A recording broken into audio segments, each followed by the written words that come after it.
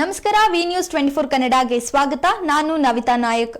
ಆಜಾದಿ ಕಾ ಅಮೃತ್ ಮಹೋತ್ಸವ ಮತ್ತು ನರೇಂದ್ರ ಮೋದಿ ನೇತೃತ್ವದ ಕೇಂದ್ರ ಸರ್ಕಾರ 8 ವರ್ಷ ಪೂರೈಸಿರುವ ಹಿನ್ನೆಲೆಯಲ್ಲಿ ಪ್ರಧಾನಮಂತ್ರಿ ನರೇಂದ್ರ ಮೋದಿ ಅವರು ಹಿಮಾಚಲ ಪ್ರದೇಶದ ಶಿಮ್ಲಾದಿಂದ ಕೇಂದ್ರ ಪುರಸ್ಕೃತ ವಿವಿಧ ಯೋಜನೆ ಕಾರ್ಯಕ್ರಮಗಳ ದೇಶಾದ್ಯಂತ ಫಲಾನುಭವಿಗಳೊಂದಿಗೆ ವರ್ಚುವಲ್ ವೇದಿಕೆ ಮೂಲಕ ಸಂವಾದ ನಡೆಸಿದರು. ಇದಕ್ಕಾಗಿ ಕಲಬುರಗಿ ನಗರದ ಪಿಡಿಎ ಇಂಜಿನಿಯರಿಂಗ್ ಕಾಲೇಜಿನಲ್ಲಿ ಸಹ ಇದರ ವ್ಯವಸ್ಥೆ ಮಾಡಲಾಗಿತ್ತು. ಈ ವೇಳೆ ಪ್ರಧಾನಮಂತ್ರಿ ನರೇಂದ್ರ ಮೋದಿ ಅವರು Jaljeevan mission, one nation one ration, Ayushman Bharat, Arogya card ಹಾಗೂ ಇನ್ನಿತರ ಯೋಜನೆಗಳಿಂದಾದ ಲಾಭದ ಕುರಿತು ನೇರವಾಗಿ ಸಂವಾದ ನಡೆಸಿದ್ರು. ದೇಶದ ವಿವಿಧ ಜಿಲ್ಲಾ ಕೇಂದ್ರ, ರಾಜ್ಯದ ರಾಜಧಾನಿ ಕೆವಿಕೆ ಹೀಗೆ 1500 ಸ್ಥಳಗಳಲ್ಲಿ ಸಂವಾದ ವೀಕ್ಷಣೆಗೆ ಅವಕಾಶ ಮಾಡಿಕೊಡಲಾಗಿತ್ತು. गांव में ये सुविधा नहीं थी, उस टाइम बहुत प्रॉब्लम होता था. हमारे घर में हमारी माता जी को आराम नहीं रहता था. उस टाइम गोली और उपयोग नहीं होता था. जब से हेल्थ एंड वेलनेस सेंटर हमारे यहाँ हुआ है, हमारे गांव में और हमारी माता जी को और हमारे सभी गांव वालों को बहुत उपयोग हो रहा है. और हमारे घर तक का हमारे लोगों को चेकअप कराया जा रहा है और हमारी माता जी भी अभी स्वस्थ है.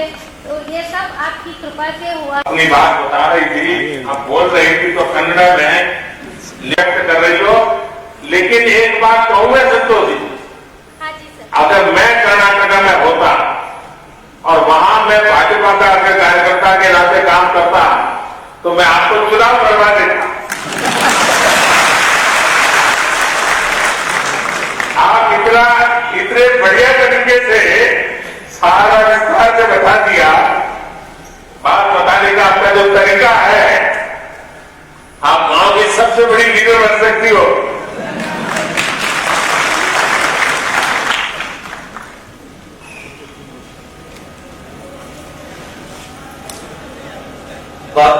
जो निश्चित तौर से आपका सहज संवाद ही है कि जो किसी भी आम जनमानस को आपके साथ से जुड़ा हुआ महसूस कराता है. कर्नाटक के बाद अब हम चलते हैं गुजरात के मेहसाणा जिले, जहां से अरविंद कुमार सोमावती पटेल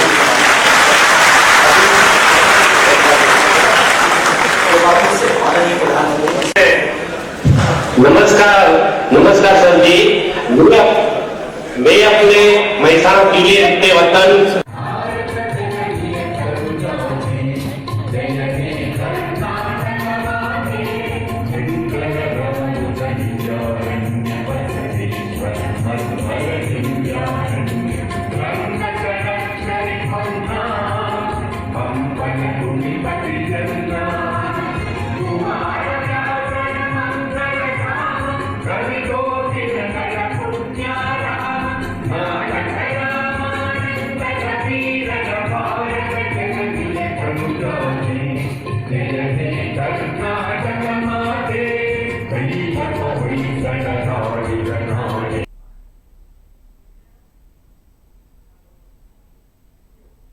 ಒಬ್ಬ ಮಾಜಿ ಮುಖ್ಯಮಂತ್ರಿ ಆಗಿ ಕೀಳು ಮಟ್ಟದ ಭಾಷೆ ಬಳಸಿದ್ದು ಶೋಭೆ ತರುವಂತದ್ದಲ್ಲ ಎಂದು ಮಾಜಿ ಸಿಎಂ ಸಿದ್ದರಾಮಯ್ಯ ವಿರುದ್ಧ ಶಾಸಕ ವೀರಣ್ಣ ಚರಂತಿಮಠ ಗರಂ ಆಗಿದ್ದಾರೆ.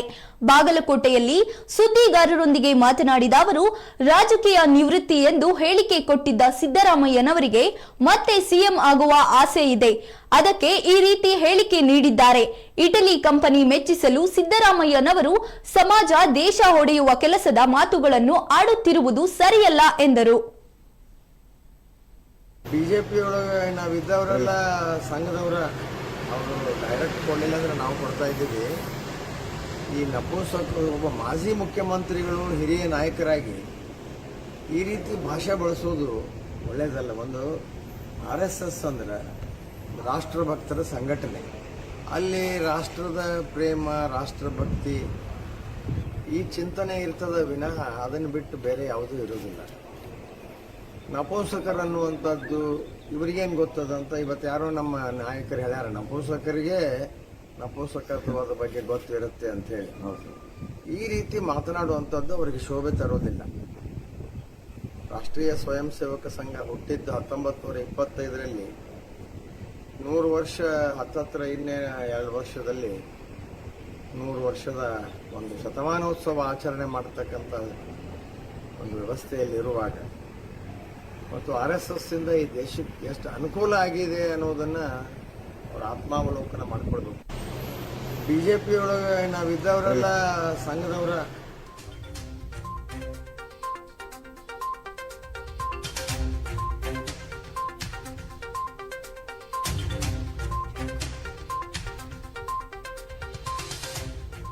ಬಿಜೆಪಿ ಸರ್ಕಾರ ಬಂದ ನಂತರ ಕಲ್ಯಾಣ ಕರ್ನಾಟಕ ಭಾಗಕ್ಕೆ ಆಗಿರುವ ಅನ್ಯಾಯಗಳ ಪಟ್ಟಿ ಮಾಡಿ ಕೊಟ್ಟು ನಮಗೂ ಸಾಕಾಗಿದೆ. ನಮ್ಮ ಭಾಗದ ಜನರ ಮೇಲೆ ನಿಮಗೆ ಅಷ್ಟು ದ್ವೇಷವಿದ್ರೆ ದಿನ ಸಾಯಿಸುವ ಬದಲು ಡೈರೆಕ್ಟ್ ವಿಷ ಕೊಟ್ಟು ಬಿಡಿ ಎಂದು ಕೆಪಿಸಿಸಿ ವಕ್ತಾರರಾದ ಪ್ರಿಯಾಂಕರ್ಗೆ ಸರ್ಕಾರದ ವಿರುದ್ಧ ತೀವ್ರ ಟೀಕೆ ಮಾಡಿದ್ದಾರೆ. ಈ ಬಗ್ಗೆ ಟ್ವಿಟರ್ನಲ್ಲಿ ಬರೆದುಕೊಂಡಿರುವ ಅವರು, ಆರ್ಟಿಕಲ್ 371J ಮೀಸಲಾತಿಯಡಿ ದೊರಕಬೇಕಿದ್ದ 2161 ಸರ್ಕಾರಿ ಹುದ್ದೆಗಳನ್ನು ಮಾಹಿತಿ ಕೊಡದೆ ವಂಚಿಸಿ ಮುಚ್ಚಿಡುವ ಕೆಲಸ ಮಾಡಲಾಗಿದೆ. ನಮ್ಮ ಭಾಗಕ್ಕೆ ಆಗುತ್ತಿರುವ ಅನ್ಯಾಯಗಳ ಪಟ್ಟಿ ಕೊಟ್ಟು ಸಾಕಾಗಿದೆ ಎಂದು ಟ್ವೀಟ್ ಮಾಡಿದ್ದಾರೆ.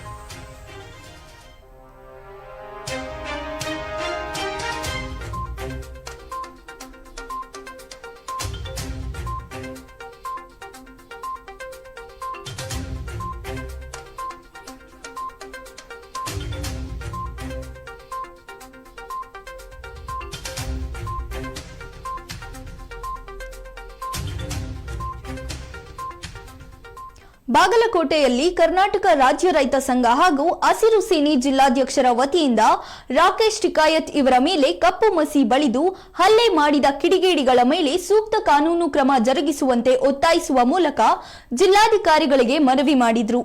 ಅಂದಹಾಗೆ ಮಾಧ್ಯಮಗಳಲ್ಲಿ ಪ್ರಸಾರವಾಗಿರುವ ವಿಷಯಕ್ಕೆ ಸಂಬಂಧಿಸಿದಂತೆ ಕೋಡಿಹಳ್ಳಿ ಚಂದ್ರಶೇಖರ್ ಅವರ ಮೇಲೆ 35 ಕೋಟಿ ರೂಪಾಯಿ ಡೀಲ್ ಪ್ರಕರಣ ನ್ಯಾಯಾಂಗ ತನಿಖೆ ಮಾಡಿಸಿ ದುಡ್ಡು ಕೊಟ್ಟವರು ಹಾಗೂ ಪಡೆದುಕೊಂಡವರನ್ನು ನ್ಯಾಯಾಂಗ ತನಿಖೆಗೆ ಒಳಪಡಿಸಿ ಸೂಕ್ತ ಕಾನೂನು ಕ್ರಮ ಜರುಗಿಸಬೇಕು ಎಂದು ಒತ್ತಾಯಿಸಿದರು.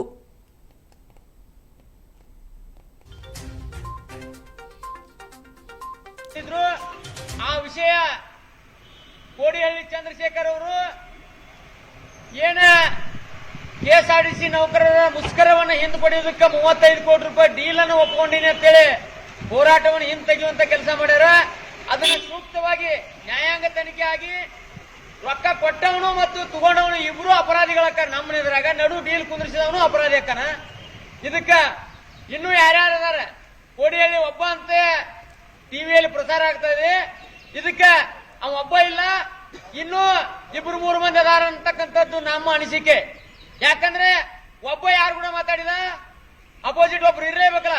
ಸರ್ಕಾರದವರು ಆಗಿನ ಕೆಎಸ್ಆರ್ಟಿಸಿ ಸಚಿವರಾಗಿರ್ತಕ್ಕಂಥ ಲಕ್ಷ್ಮಣ ಸವದಿ ಅವರು ಹೋರಾಟವನ್ನು ಹತ್ತಿಕ್ಕುವುದಕ್ಕೆ ಬ್ಯಾರೆದವ್ರನ್ನ ಬಿಟ್ಟು ಲೂಸ್ ಹೋರಾಟಗಾರರನ್ನ ಡೀಲ್ ಮಾಡುವಂತ ಕೆಲಸ ಮಾಡ್ಯಾನ. ಅವನು ಬಂಧನ ಆಗ್ಬೇಕು, ಕೋಡಿಹಳ್ಳಿ ಅವರು ಬಂಧನ ಆಗ್ಬೇಕು.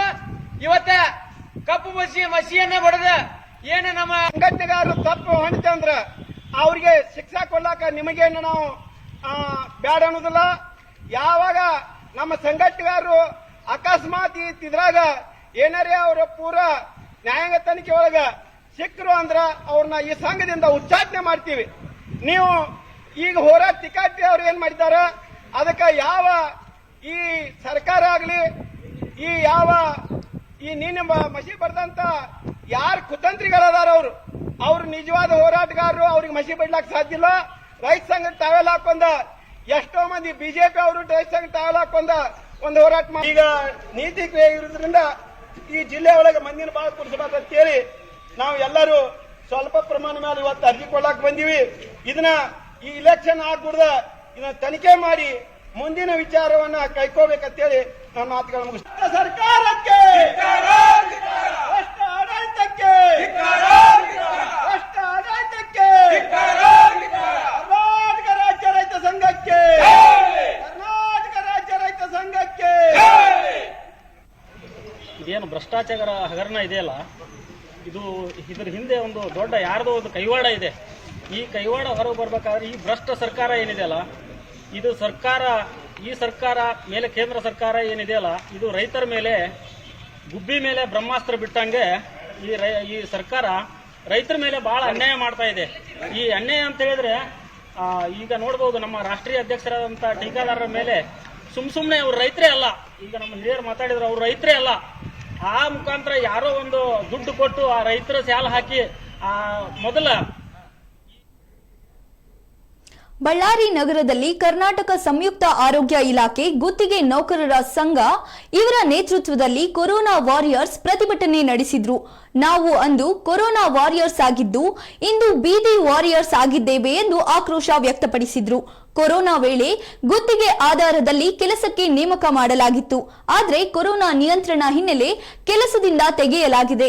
ಆರೋಗ್ಯ ಇಲಾಖೆಯ ಈ ಕ್ರಮ ಖಂಡಿಸಿ ಗುತ್ತಿಗೆ ನೌಕರರು ಪ್ರತಿಭಟನೆ ನಡೆಸಿದ್ರು.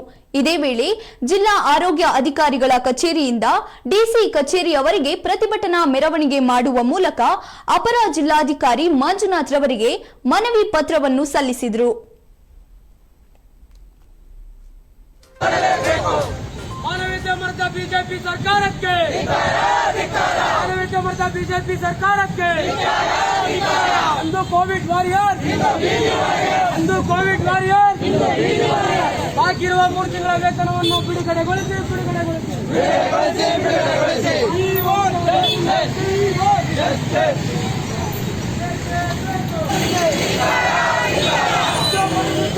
ಬಿಜೆಪಿ ಸರ್ಕಾರಕ್ಕೆ, ಮಾನವೀಯತೆ ಮರೆತ ಬಿಜೆಪಿ ಸರ್ಕಾರಕ್ಕೆ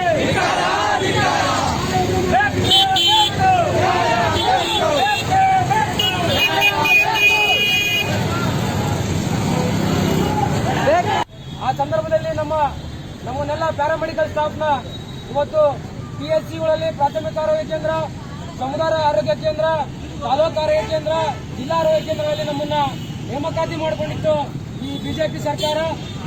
ಅದೇ ರೀತಿ ನಾವು ಸಹಿತ ಸರ್ಕಾರದ ಜೊತೆಗೆ ಏನಿವತ್ತು 6 ತಿಂಗಳು ಅಂತೇಳಿ ನೇಮಕಾತಿ ಮಾಡಿದ್ದೀವಿ ಅಂತೇಳಿ ಏನು ಪತ್ರಿಕಾ ಮತ್ತು ಮಾಧ್ಯಮದಲ್ಲಿ ಹೇಳ್ತಿದ್ದಾರೆ ಆರೋಗ್ಯ ಸಚಿವರಾಗಲಿ ಇಲಾಖೆ ಆಗಲಿ, ಅವರಿಗೆ ಏನು ತಾವುಗಳು ಕೊಟ್ಟಿದ್ದೀರಾ ಒಂದು ಆರ್ಡರ್ ಕಾಪಿ, ಏನು ಕೋವಿಡ್ ಸಾಂಕ್ರಾಮಿಕ ರೋಗ ಹರಡಿತು ಆ ಸಂದರ್ಭದಲ್ಲಿ ನಾವು ನಮ್ಮ ಜೀವದ ಅಂಗಗಳನ್ನು ತೊರೆದು ನಮ್ಮ ಕುಟುಂಬಗಳನ್ನು ತೊರೆದು ಇವತ್ತು ನಾವು ನಿಮ್ಮ ಜೊತೆ ಕೈ ಜೋಡಿಸಿದ್ವಿ. ಆದರೆ ಏಕಾಏಕ ನೀವು ನಿಮ್ಮ ಬಿಜೆಪಿ ಸರ್ಕಾರ 31/3/2022 ನಮ್ಮನ್ನ 6,453 ಜನ ಆಲ್ದ ರಾಜ್ಯದ ಎಲ್ಲ ಕೋವಿಡ್ ಹಾಸ್ಪಿಟಲ್ ರಿವ್ಯೂ ಮಾಡ್ತೀರಾ. ಅದಕ್ಕೆ ಪ್ರಮುಖ ಕಾರಣ ಕೊಡ್ತಾ ಇದ್ದೀರಾ, ಕೋವಿಡ್ ಸಂಖ್ಯೆಯಲ್ಲಿ ಇಳಿಕೆ ಇರುವುದರಿಂದ ಆರ್ಥಿಕ ಇಲಾಖೆ ನಿಮ್ಮನ್ನು ಮುಂದುವರಿಸಲಾಗಲ್ಲ ಅಂತ. ಅದೇ ಆರ್ಥಿಕ ಇಲಾಖೆ ನಮಗೆ ಅವಶ್ಯಕತೆ ಇತ್ತು. ನಿಮಗೂ ಅನ್ನಕ್ಕಿಂತ ಸಾರ್ವಜನಿಕರ ಹಣದಲ್ಲಿ ಇವತ್ತೇನು ತೆರಿಗೆ ಕಟ್ತಿರೋ ಸಾರ್ವಜನಿಕರ ಹಣದಲ್ಲಿ ನಮ್ಮನ್ನ ಇವತ್ತು ಸರ್ಕಾರ ರಚನೆ ಮಾಡಿಕೊಂಡು ಇವತ್ತು ಸಾರ್ವಜನಿಕರ ಆರೋಗ್ಯದ ದೃಷ್ಟಿ ಹಿಡ್ಕೊಂಡು ನಮ್ಮೆಲ್ಲರ ಯುವಕರ ಒಂದು ಉತ್ಸಾಹನ ಹಿಡ್ಕೊಂಡು ಇವತ್ತು ಇಲಾಖೆಯನ್ನ ನೀವು ಒಂದು ಸಾರ್ವಜನಿಕರ ಸೇವೆಯನ್ನ ಮುಂದುವರಿಸಬೇಕಿತ್ತು. ಆದರೆ ನೀವು ಏಕಾಏಕಿಯಲ್ಲಿ ರಿವ್ಯೂ ಮಾಡೋದ್ರಿಂದ ಇವತ್ತು ನಮ್ಮೆಲ್ಲರ ಕೋವಿಡ್ ವಾರಿಯರ್ಸ್ಗಳು ಅಂತ ಏನು ನೀವು ಪಟ್ಟ ಕೊಟ್ಟಿದ್ದೀರಿ, ಇವತ್ತು ದೇಶದ ಕೋವಿಡ್ ವಾರಿಯರ್ಸ್ಗಳು ದೇಶದ ಬಾರ್ಡರ್ಗಳನ್ನ ಇವತ್ತು ವಾರಿಯರ್ಸ್ಗಳಕ್ಕಾದ್ರೆ ಇವತ್ತು ದೇಶದ ಒಳಗೆ ರಾಜ್ಯದ ಒಳಗೆ ನಮ್ಮಂತ ಕೋವಿಡ್ ವಾರಿಯರ್ಸ್ಗಳು ಕೆಲಸ ಮಾಡಿದ್ದೀವಿ. ಆದರೆ ನೀವು ಇಲ್ಲಿ ತನಕ ನಮಗೆ ಬಳ್ಳಾರಿ ಮತ್ತು ವಿಜಯನಗರ ಜಿಲ್ಲೆಯಲ್ಲ ಕೋವಿಡ್ ವಾರಿಯರ್ಸ್ಗಳಿಗೆ ಜನವರಿ ಮತ್ತು ಫೆಬ್ರವರಿ ಮತ್ತು ಮಾರ್ಚ್ ತಿಂಗಳ ಬಾಕಿ ವೇತನವನ್ನು ಇಟ್ಕೊಂಡಿದ್ದೀರಾ. ಅದೇ ರೀತಿ ಸರ್ಕಾರ ಘೋಷಣೆ ಮಾಡಿರೋ ತರ ಏನು ಕಾಂಗ್ರೆಸ್ ಪಕ್ಷವನ್ನು ಮುಂಬರುವ ತಾಲೂಕು ಪಂಚಾಯಿತಿ ಮತ್ತು ಜಿಲ್ಲಾ ಪಂಚಾಯಿತಿ ಚುನಾವಣೆಯಲ್ಲಿ ಅಧಿಕಾರಕ್ಕೆ ತರಬೇಕಾದರೆ ಪಕ್ಷದ ನಿಷ್ಠಾವಂತ ಕಾರ್ಯಕರ್ತರು ಮತ್ತು ಯುವಕರು ಸಂಘಟನೆಯಲ್ಲಿ ತೊಡಗಿಕೊಂಡು ಪಕ್ಷದ ತತ್ವ ಸಿದ್ಧಾಂತಗಳನ್ನು ಅಳವಡಿಸಿಕೊಳ್ಳುವ ಮೂಲಕ ಜನರಿಗೆ ಜನಪರ ಕಾರ್ಯಕ್ರಮಗಳ ಕುರಿತು ಮನವರಿಕೆ ಮಾಡಬೇಕು ಎಂದು ಜಿಲ್ಲಾ ಕಾಂಗ್ರೆಸ್ ಪಕ್ಷದ ಅಧ್ಯಕ್ಷ ಜಿಎಸ್ ಪಾಟೀಲ್ ಹೇಳಿದರು. ಲಕ್ಷ್ಮೇಶ್ವರ ಪಟ್ಟಣದ ಚೆನ್ನಮ್ಮನವರ ಕಲ್ಯಾಣ ಮಂಟಪದಲ್ಲಿ ಬ್ಲಾಕ್ ಕಾಂಗ್ರೆಸ್ ಸಮಿತಿ ವತಿಯಿಂದ ನಡೆದ ಪದಾಧಿಕಾರಿಗಳ ಪದಗ್ರಹಣ ಕಾರ್ಯಕ್ರಮದಲ್ಲಿ ಭಾಗವಹಿಸಿ ಮಾತನಾಡಿದ ಅವರು, ದೇಶದಲ್ಲಿ ನಿರುದ್ಯೋಗ ಸಮಸ್ಯೆಗಳು ತಲೆದೂರಿದ್ದು ಯುವ ಜನತೆ ಜಿಗುಪ್ಸೆ ಹೊಂದಿದ್ದಾರೆ. ಸುಳ್ಳಿನ ಸಂತೆಯಲ್ಲಿ ನಡೆಯುತ್ತಿರುವ ರಾಜ್ಯ ಮತ್ತು ಕೇಂದ್ರ ಬಿಜೆಪಿ ಸರ್ಕಾರವನ್ನು ಮುಂದಿನ ದಿನಮಾನದಲ್ಲಿ ಮತದಾರರು ದಿಟ್ಟ ನಿರ್ಧಾರ ಕೈಗೊಂಡು ತಕ್ಕ ಪಾಠವನ್ನು ಕಲಿಸಬೇಕು ಎಂದು ಹೇಳಿದರು.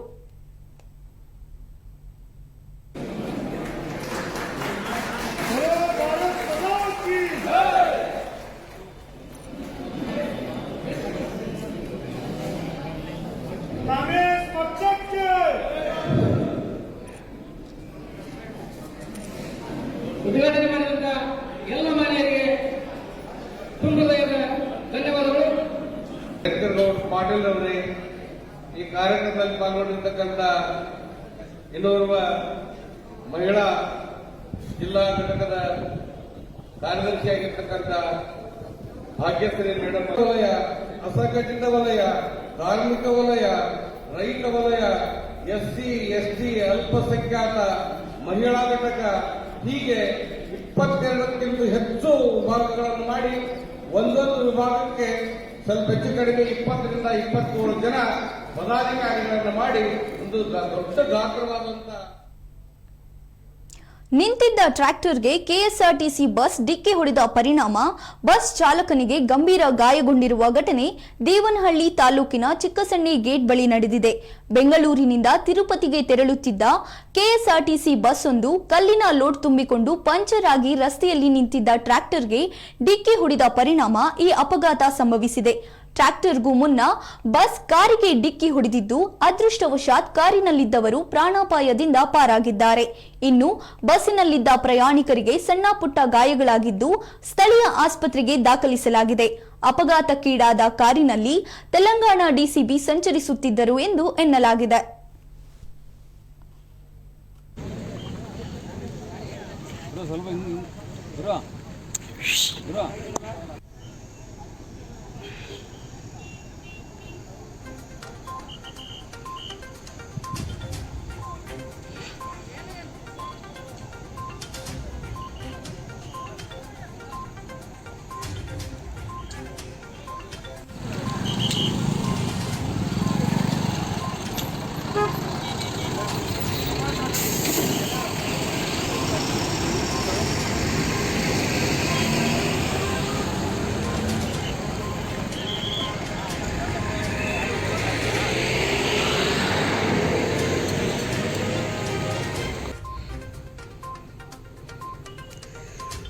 ಹಿಂದಿ ಚಿತ್ರ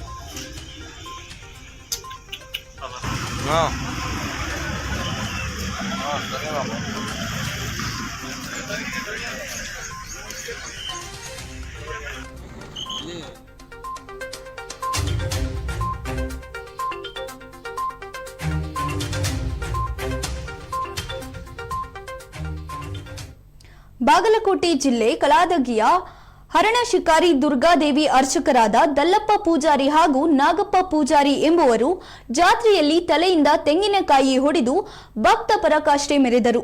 ಪಾರ್ತಿ ಸಮಾಜದ ಕುಲದೇವತೆ ದುರ್ಗಾದೇವಿ ಜಾತ್ರಾ ವರ್ಷಕ್ಕೊಮ್ಮೆ ನಡೆಯುತ್ತದೆ. ಈ ಇಬ್ಬರು ಅರ್ಚಕರ ಸಾಧನೆ ಭಕ್ತರಲ್ಲಿ ಬೆರಗು ಮೂಡಿಸಿತ್ತು. ದಲ್ಲಪ್ಪ ಪೂಜಾರಿ ತಲೆಯಿಂದ ತೆಂಗಿನಕಾಯಿ ಹೊಡೆಯುವುದು 28 ವರ್ಷಗಳಿಂದಲೂ ನಡೆದುಕೊಂಡು ಬಂದಿದೆ. ದುರ್ಗಾದೇವಿ ಮಂದಿರದ ಕಟ್ಟೆಯ ಮೇಲೆ ಸಿಪ್ಪೆ ಸುಲಿದು ರಾಶಿ ಹಾಕಿದ್ದ 25 ತೆಂಗಿನಕಾಯಿಗಳನ್ನು ದಲ್ಲಪ್ಪ ಪೂಜಾರಿ ಮತ್ತು ನಾಗಪ್ಪ ಪೂಜಾರಿ ಸರಸರನೆ ತಲೆಗೆ ಬಡಿದುಕೊಂಡು ಹೊಡೆದು ಹಾಕಿದ್ರು. ಈ ಅಪರೂಪದ ದೃಶ್ಯವನ್ನು ನೋಡಲು ಕೊಲ್ಲಾಪುರ, ಇಂಚಲಕಾರಂಜಿ, ಸೋಲಾಪುರ, ಹುಬ್ಬಳ್ಳಿ, ಬಾಗಲಕೋಟೆ, ಕೆರೂರು ಸೇರಿದಂತೆ ಹಲವು ಕಡೆಗಳಿಂದ ಸಾವಿರಾರು ಭಕ್ತರು ಆಗಮಿಸಿದ್ರು.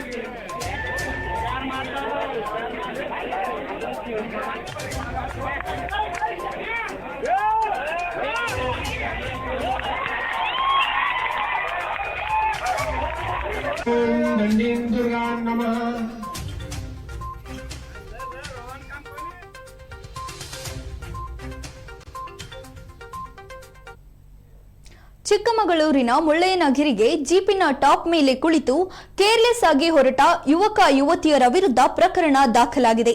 ಅಮಲು ಪದಾರ್ಥ ಸೇವಿಸಿ ವಾಹನದಲ್ಲಿ ಮುಳ್ಳಯ್ಯನಗಿರಿಗೆ ಹೋಗುತ್ತಿದ್ದವರನ್ನ ಪೊಲೀಸರು ತಡೆದು ಎನ್ಡಿಪಿಎಸ್ ಕಾಯ್ದೆಯಡಿ ಪ್ರಕರಣ ದಾಖಲಿಸಿ ಬೊಲೆರೋ ವಾಹನವನ್ನು ಸೀಸ್ ಮಾಡಿದ್ದಾರೆ. ಸದ್ಯ ಈ ಸಂಬಂಧ ಚಿಕ್ಕಮಗಳೂರು ಗ್ರಾಮಾಂತರ ಪೊಲೀಸ್ ಠಾಣೆಯಲ್ಲಿ ಪ್ರಕರಣ ದಾಖಲಾಗಿದೆ.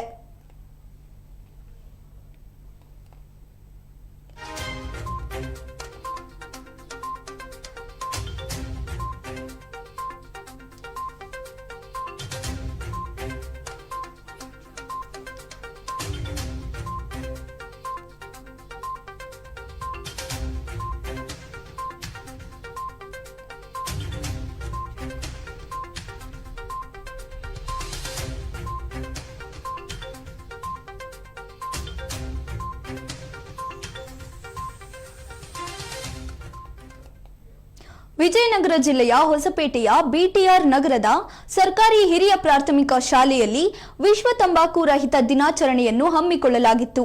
ಇದೇ ವೇಳೆ ಶಾಲೆಯ ಶಾಲಾಭಿವೃದ್ಧಿ ಹಾಗೂ ಮೇಲುಸ್ತುವಾರಿ ಸಮಿತಿಯ ಅಧ್ಯಕ್ಷರಾದ ಗಾಳಪ್ಪೇರವರ ಉಪಸ್ಥಿತಿಯಲ್ಲಿ ತಂಬಾಕು ಸೇವನೆಯ ದುಷ್ಪರಿಣಾಮಗಳ ಬಗ್ಗೆ ವಿಡಿಯೋಗಳ ಮೂಲಕ ಮಕ್ಕಳಿಗೆ ವಿವರಿಸಿದ್ರು.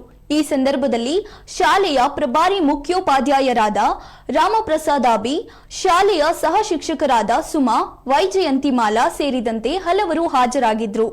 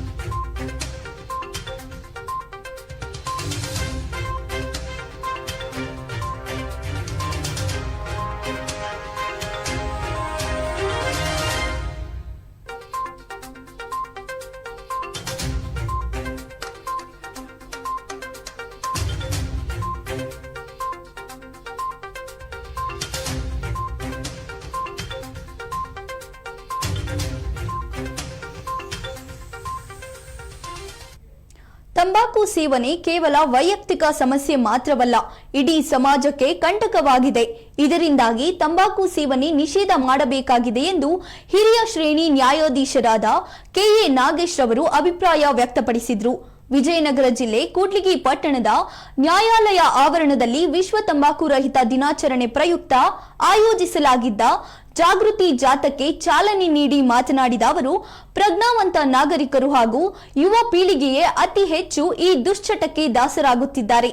ಇದರಿಂದಾಗಿ ಆರೋಗ್ಯದ ಜೊತೆಗೆ ಇನ್ನಿತರೆ ತೊಂದರೆಗಳಿಗೆ ಗುರಿಯಾಗುತ್ತಿದ್ದಾರೆ ಎಂದು ಹೇಳಿದರು.